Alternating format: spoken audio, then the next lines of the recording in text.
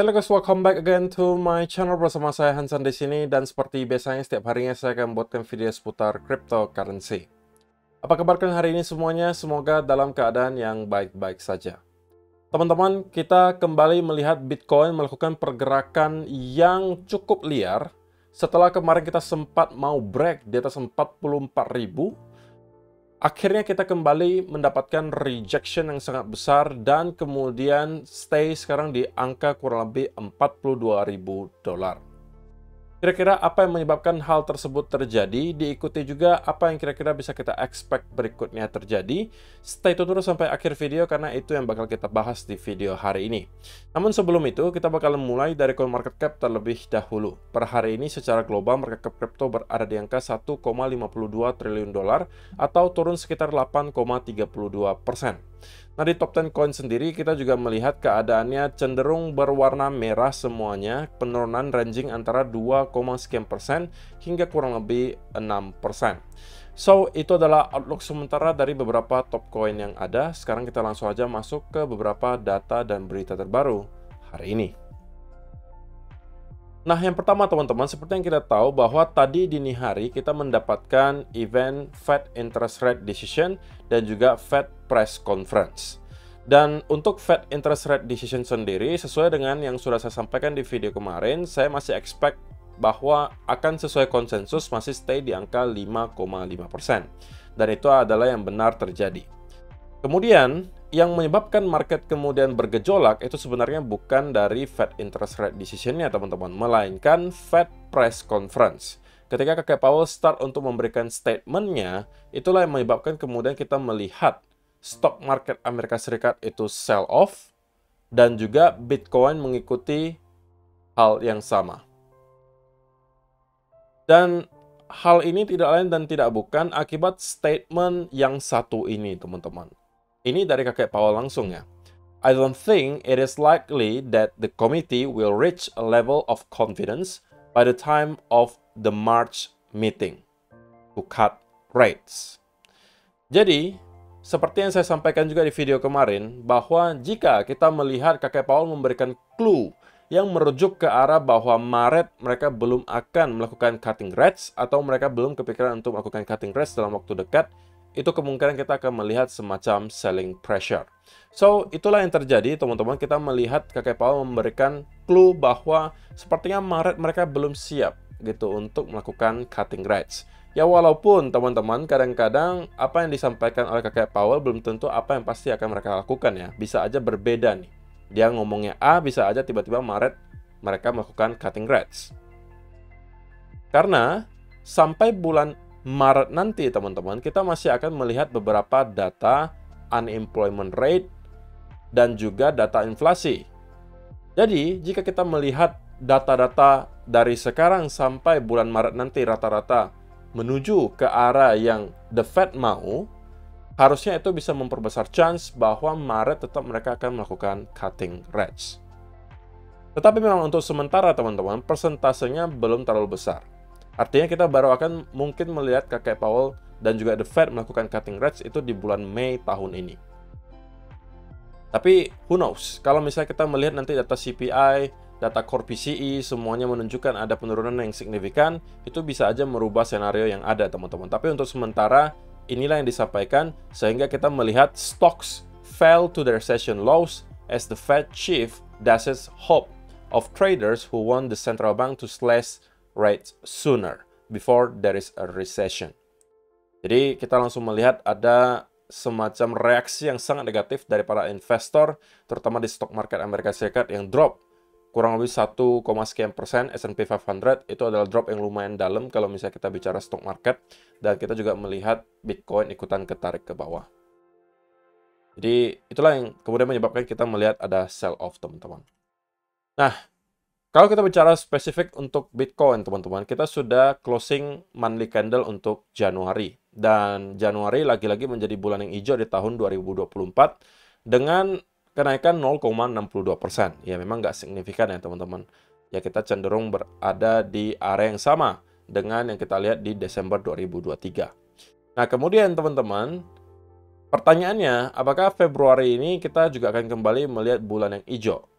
Nah, kalau misalnya kita lihat secara historis, teman-teman, bulan Februari itu typically adalah bulan yang baik untuk Bitcoin. Kenapa? Karena kalau kita lihat historinya, dari tahun 2023 hingga 2013, teman-teman, itu hanya ada 2 tahun saja di mana bulan Februari itu merah. Oke? Dan sisanya itu hijau. Hijaunya juga kebanyakan 2 digit ya, teman-teman. 61%, 18%, 20%, 23%, 11%, 36%, 12%, dan sisanya 0, sekian persen. So, secara overall, Februari bukan bulan terburuk untuk Bitcoin, bahkan mungkin termasuk salah satu bulan terbaik ya. Setelah mungkin bulan-bulan seperti Oktober, kemudian November, ini juga bulan-bulan baik ya. Tapi Februari termasuk salah satu yang terbaik juga. Ya, so mudah-mudahan lah ya kita masih bisa melihat Februari ini tetap hijau gitu ya. Sebelum mungkin Maret kita bisa expect akan ada semacam mungkin koreksi terjadi. Baru nanti ke bulan April lagi kita sudah akan melihat halving terjadi. Dan setelahnya kita mungkin baru bisa melihat lambat laun Bitcoin mulai start untuk building momentum lagi dan mendapatkan rally ke all-time high yang baru. Dan selain data yang ini, teman-teman, saya pengen sampaikan juga karena ada penurunan yang lumayan signifikan nih. Dari yang kita lihat Bitcoin kemarin sempat ke 44 ribuan, roughly, kemudian drop ke kurang lebih 42 ribu. Kita kemudian melihat ada likuidasi dari arah long yang cukup besar. Angkanya sampai 207 juta dolar. Dan 82%-nya itu datang dari arah long. Lalu pertanyaannya, what's next gitu kan? Nah, kalau misalnya kita ambil clue dari liquidation heat map, maka kita bisa melihat bahwa untuk sekarang rupanya masih cukup banyak titik likuidasi yang berada sedikit di bawah harga Bitcoin sekarang. Areanya ada di sekitar 41.700 sampai ke 41.000 dolar. Kalau kita lihat di sini titik likuidasinya cukup banyak. Nah, sekali lagi teman-teman, biasanya ketika ada insentif yang cukup besar bagi market maker untuk mencoba mendorong harga ke angka tertentu, ada kemungkinan besar itu bakalan dilakukan. Terlebih lagi kalau kita sudah dekat dengan area tersebut. Sehingga kita harus waspadai resiko bahwa kita akan drop sedikit lebih jauh, kemungkinan nyampe ke sekitaran area 41 ribuan, baru mungkin akan start untuk kembali building momentum ke atas. Nah, kita bakalan bahas lebih spesifik di chart gitu. Apa yang sedang terjadi? Nah, kalau misalnya kita mulai dari daily chart ya teman-teman, kita bisa melihat bahwa untuk sementara kita melihat Bitcoin itu struggling gitu untuk dapat mempertahankan area trendline di sini. Dan bahkan kita kembali jebol di bawah area tersebut. Tentunya itu bukan sebuah indikasi yang baik. Tetapi perlu teman-teman ketahui bahwa kalau kita perhatikan di sini, ini ada area support di daily yang sebelumnya selalu kita lihat di respect, yaitu adalah area 41.500 sampai 41.000 dolar. Guess what? Itu bertepatan sekali dengan apa yang kita lihat di liquidation heat map tadi, bahwa ada titik likuidasi yang cukup besar di sekitaran area tersebut. So, menurut saya, ada chance yang cukup besar bahwa market maker akan mencoba mendorong ke sekitaran area 41.000, persis di area tersebut. Atau mungkin bisa sedikit break ke bawah 40.000 sekian, dan kemudian start untuk kembali rally. Untuk sementara, bagi saya itu adalah skenario yang probability-nya paling tinggi untuk terjadi. Selama area 41.000 ini mampu kita hold, dan daily candle masih close di atas area 41.000, atau at least 41.000 close-nya.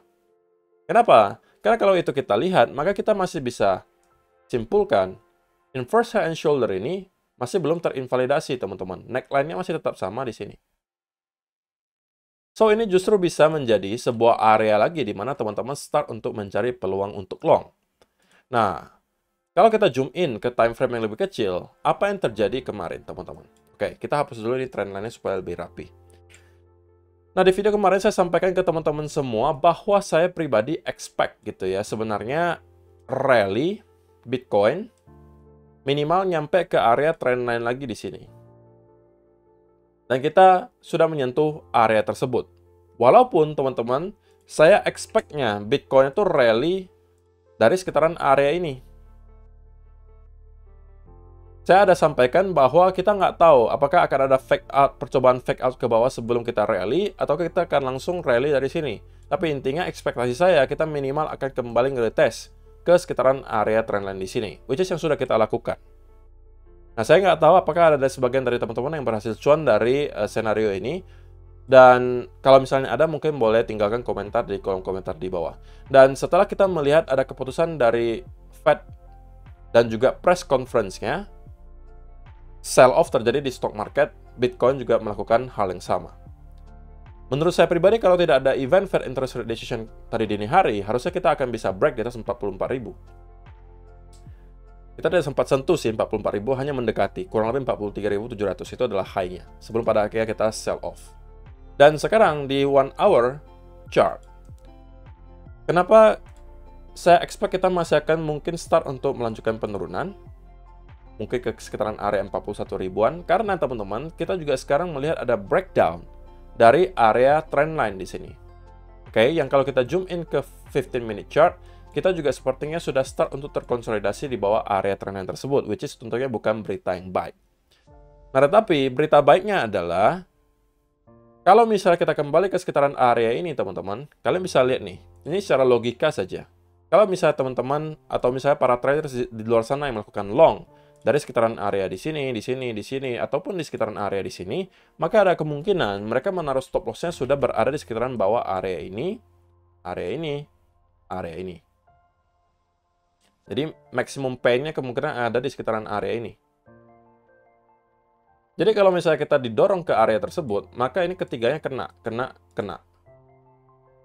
Dan baru dari sana kita mungkin akan start untuk kembali building momentum ke atas. So, teman-teman, kalau misalnya kita dikasih kesempatan untuk dapat nyampe lagi ke area 41 ribuan di sini, saya rasa 41.200 sampai 41.000 atau 40.800-an di sini, ini akan menjadi zona di mana saya akan mencari peluang untuk swing long, teman-teman. Jika kita kemudian melihat ada pelemahan momentum bearish, diikuti ada reversal pattern di sekitaran area di sini, saya akan start untuk masuk. Dan invalidasinya adalah apabila kita melihat closing daily candle di bawah 41.000, itu akan menginvalidasi senario inverse head and shoulder di sini menurut saya. So, gambarannya cukup jelas ya teman-teman. Kesimpulannya untuk short term adalah saya masih expect kita mungkin akan melanjutkan koreksi di sini menuju ke sekitaran area 41 ribuan. Baru dari sana kita akan start untuk kembali rebound dan menuju lagi ke area high yang baru. Target terakhir saya masih targetkan ke sekitaran di atas 44.500 sampai 45.000. Saya expect akan ada break di atas area ini. Ini adalah 44.500. Maksimal sampai ke 45 ribuan, teman-teman. Ini adalah area di mana saya kemungkinan sudah expect pullback yang kita lihat di sini sudah selesai. Dan kita akan start untuk kembali rollover. Oke, tetapi ingat bahwa itu adalah ekspektasi saya, teman-teman. Yang namanya pullback, ya kita nggak bakalan tahu berakhirnya di sebelah mana. Tapi menurut saya persentasenya cukup besar di sekitaran area ini. Tapi kalau ternyata kita melihat sell off ini lanjut, kita break di bawah 41.000, kemudian kita start terkonsolidasi, maka itu bisa memberikan clue ke kita bahwa rupanya kita sudah menyelesaikan pullback di sini dan kita kemungkinan akan membuat wave kedua. Oke, walaupun menurut saya chance-nya masih tetap lebih besar atau probability-nya tetap lebih besar, kita masih akan break di atas 44.000 sebelum kita start untuk kembali sell off. So, saya rasa itu aja sih yang perlu saya sampaikan di video hari ini, teman-teman. Kalau misalnya kalian yang masih mencari peluang, saya rasa sekarang bukan waktu yang tepat. Lebih baik saya mencari peluang untuk long di sekitaran area di sini kalau dikasih setup-nya. Karena dari sana, risk to ratio-nya menurut saya akan lebih besar. So, terima kasih untuk teman-teman yang sudah menonton sampai selesai video hari ini. Semoga bermanfaat untuk kalian semua. See you in the next video. Bye-bye.